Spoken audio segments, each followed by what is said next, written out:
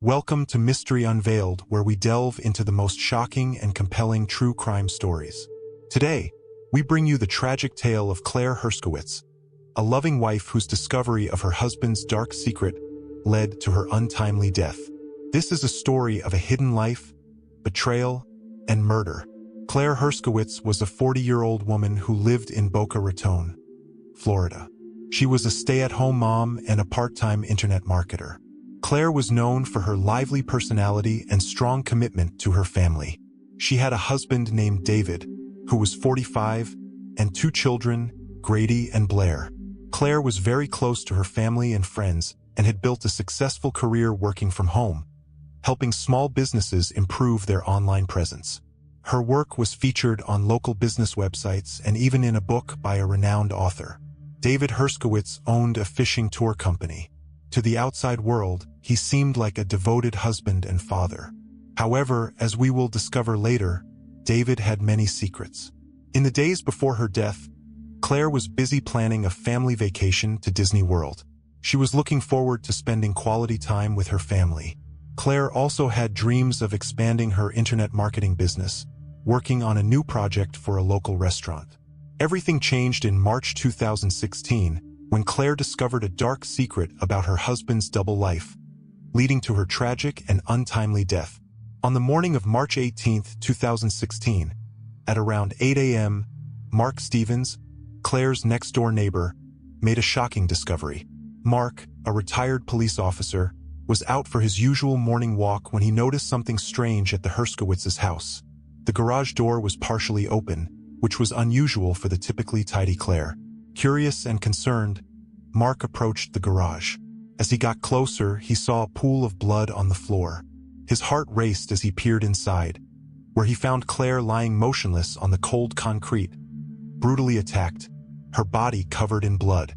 Mark's years of police training kicked in.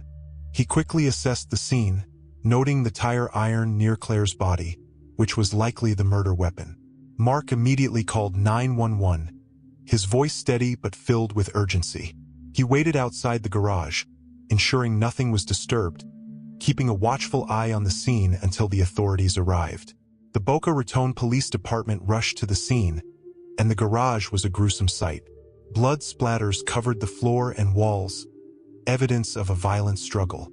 Claire's body showed signs of a brutal attack, with multiple wounds suggesting she had fought hard against her attacker. The detectives carefully documented the scene, taking photographs and collecting evidence. They noted the position of the tire iron and took swabs for DNA testing.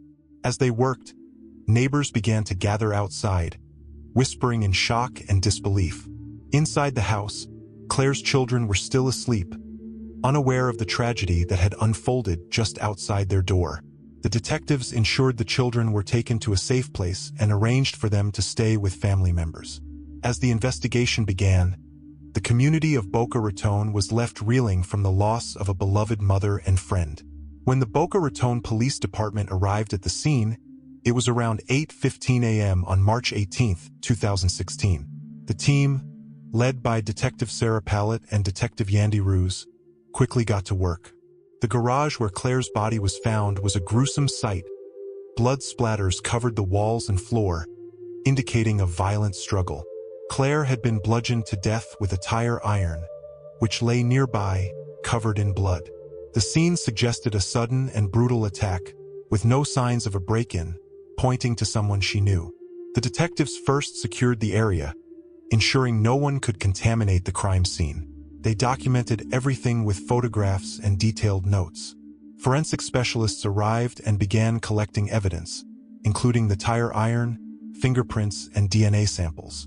They also took swabs from various surfaces to look for any other traces of the attacker. Detective Pallett noted the chaos in the garage: a spilled toolbox, scattered papers, and a broken family photo. These details were crucial as they painted a picture of the struggle Claire endured. The detectives also found Claire's cell phone, which they hoped would provide more clues about her final moments. As the investigation continued, the detectives moved inside the house, checking for any additional evidence or signs of forced entry, but found none. This reinforced their belief that Claire knew her attacker. Detectives Pallet and Ruse interviewed the neighbors, including Mark Stevens, who described his discovery of the body. His calm and detailed account helped them piece together the initial timeline of the crime. The detectives also spoke with Claire's children, ensuring they felt safe. The kids were taken to a relative's house, away from the traumatic environment. The first suspect in Claire's murder was her husband, David Herskowitz. At 45 years old, David owned a fishing tour company. To everyone who knew him, David seemed like a devoted husband and father. However, as detectives began to dig deeper, they discovered that David had been hiding a lot from them. David had been having an affair and was also in deep financial trouble. His fishing tour company, which seemed successful on the surface, was struggling. He had taken out several loans and was facing mounting debts. These secrets painted a different picture of the man who seemed so dedicated to his family. Detectives Pallet and Ruse brought David in for questioning on the afternoon of March 18, 2016. David appeared calm, but his demeanor was detached. He denied any involvement in Claire's death and claimed he was at his office during the time of the murder. However, his calmness seemed suspicious to the detectives, considering the brutal nature of the crime and the loss of his wife. David's alibi was weak. He said he was alone in his office, working on paperwork, and couldn't provide any solid evidence to support his whereabouts. The detectives pressed him about his affair and financial issues. David admitted to the affair but insisted it had nothing to do with Claire's murder. He became slightly agitated when discussing his financial problems but maintained his innocence throughout the interrogation. The detectives also looked into David's phone records and emails. They found numerous calls and messages between him and his mistress, Jennifer Green, coincidentally Claire's best friend. This connection added another layer to the investigation and gave the detectives more questions about David's possible motives. Neighbors and friends were interviewed, and many were shocked to hear about David's double life. They described him as quiet and reserved, a stark contrast to Claire's outgoing personality. Some neighbors mentioned seeing David act nervously in recent weeks, which raised more red flags. The detectives knew they needed more evidence to either implicate or clear David. They continued to analyze his financial records, hoping to find a link to the crime. They also planned to question Jennifer Green to see if she knew anything more about David's potential involvement in Claire's murder. The second suspect in the investigation was Jennifer Green, Claire's best friend and colleague. Jennifer was 45 years old, ambitious, and known for her competitive nature. She had been working with Claire on various internet marketing projects and had shared many personal details about her life with her. Little did Claire know, Jennifer was also having an affair with her husband David, a fact that put her under intense scrutiny. Jennifer and Claire had been close friends for years, sharing not only professional interests but also personal struggles.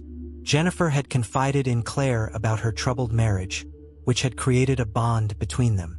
However, the revelation of her affair with David suggested a more complicated relationship, potentially filled with jealousy and rivalry. On March 19, 2016, detectives Pallet and Ruse brought Jennifer in for questioning. Jennifer was visibly shaken but cooperative. She admitted to the affair with David but claimed she had nothing to do with Claire's murder. She described her relationship with Claire as mostly supportive but acknowledged moments of tension, especially when discussing their respective marriages. Jennifer's motive could stem from several factors. Her affair with David was a significant betrayal of Claire's trust, and if Claire had discovered it, it could have led to intense conflict. Additionally, Jennifer's ambitious nature and desire for success could have led to envy and resentment. During the interrogation, Jennifer was defensive but not overly aggressive. She answered the detectives' questions but was careful with her words. She gloated to police that David had told her he was planning to leave Claire and that their relationship would soon become official. This added another layer to the investigation as it suggested Jennifer might have felt threatened by Claire's presence in David's life. The detectives also examined Jennifer's phone records and emails. They found numerous messages between her and David discussing both personal and professional matters. Some messages hinted at their plans for the future, further complicating the case. Friends and colleagues of Jennifer were interviewed, and many expressed shock at her involvement with David. They described Jennifer as driven and focused on her career, but were surprised to learn about the affair. Some mentioned that Jennifer had seemed more stressed and secretive in recent months.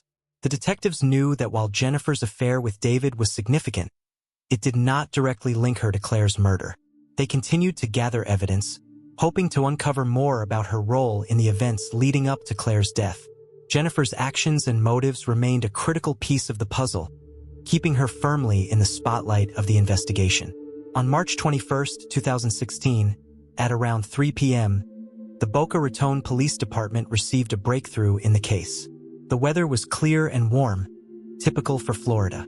Detective Sarah Pallett was at the station when a forensic analyst named Lisa Kang called with urgent news. They had found new evidence that could significantly impact the